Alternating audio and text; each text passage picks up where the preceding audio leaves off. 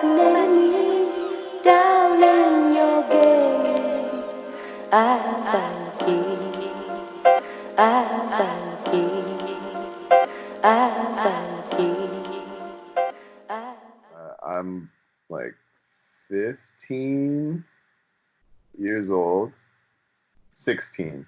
I'm 16, and like I'm walking in a hallway, and I don't really know a lot of people in the school, but it's lunchtime, and as I turn the corner, I just see a kid go up into a Nike freeze, and that's like the first glimpse I have of breaking, right? It's just like bam, and I was just like, what? I just literally turned the corner and I saw that stuff, and I was like, what is happening right now? So, I just sat, like, I watched, and I was like, that's cool. But then I kept coming back, every day. And then, sitting down instead of standing up. And then eventually the next day or after time, you're just like, hey, like, how do you guys do that? Like, can and yeah, that's kind of how it started. And then basically you go from your school and meeting people to like the typical I guess like tale of the time, which is like, yo, we heard about this kid in this other school that can do like three flares, and you're like, no way. So then you go like wandering after school, after practice to go find these other kids who supposed to do these tricks or things you can't do. And it's a lot of misconnections and getting to schools when they close, and then like not meeting those people but meeting their friends and then getting down with them, and yeah, just a whole lot of that, a lot of traveling inner city, and then slowly it became like meeting Winston Temps from Oh, Ifrit.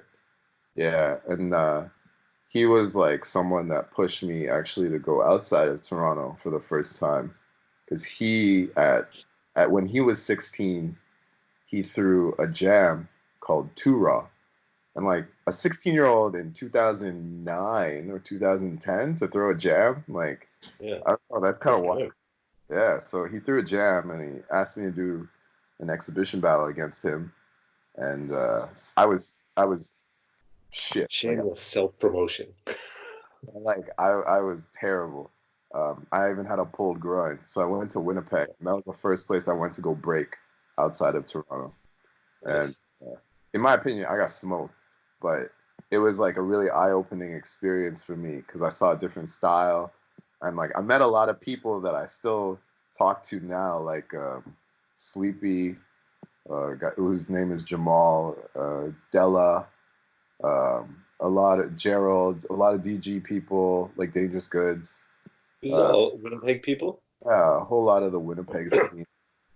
And it really pushed me to be like, okay, well, this is real life, and there's so many more people I can like go link up with and meet, and it just kind of pushed me. And then go to Montreal, Ottawa, all over the place, and it just keeps expanding until eventually, instead of national, you're going to America, and then instead of, I went back to Miami, and like I linked up with people there, and then that relationship was there, and it just keeps growing, like slowly more and more, and then you fill in the world. It's like when you're playing StarCraft and you type in Black Sheep to like Yeah. open up the whole map, like that's what I felt like happened. I was just like, whoa, this is crazy. Fascinated me down in your gaze.